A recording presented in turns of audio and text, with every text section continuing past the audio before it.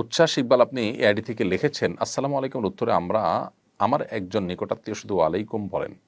ওনার ভাষ্য মতে অনেকে ভুলভাবে সালাম দেয়, যেটার অর্থ বিকৃত হয়ে যায়। ওয়ালাইকুমের অর্থ আপনার ক্ষেত্রেও তাই, এই জন্য উনি ওয়ালাইকুম বলে উত্তর দেন। বিষয়টা বলে সেগুলো উপকৃত হব।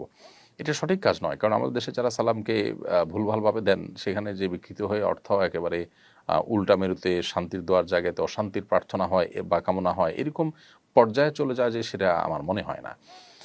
যার কারণে আসসালামু আলাইকুমের উত্তরে ওয়ালাইকুম শুধু বলাটা অনুচিত।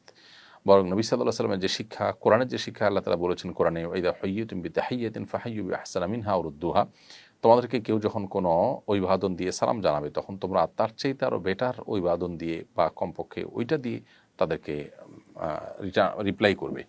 তো এই জন্য আসসালামু আলাইকুম বললে আসসালামু আলাইকুম কমপক্ষে, আর ভালো হয়, উত্তম হয় আসসালামু আলাইকুম আসসালাম ওরহমতুল্লাহ বলা। আর আসসালামু আলাইকুম ওরহমতুল্লাহ বললে উত্তরে ওয়ালাইকুম আসসালাম ওরহমতুল্লাহি ওয়াবারাকাতুহু পর্যন্ত বলাটা সুন্নাহ।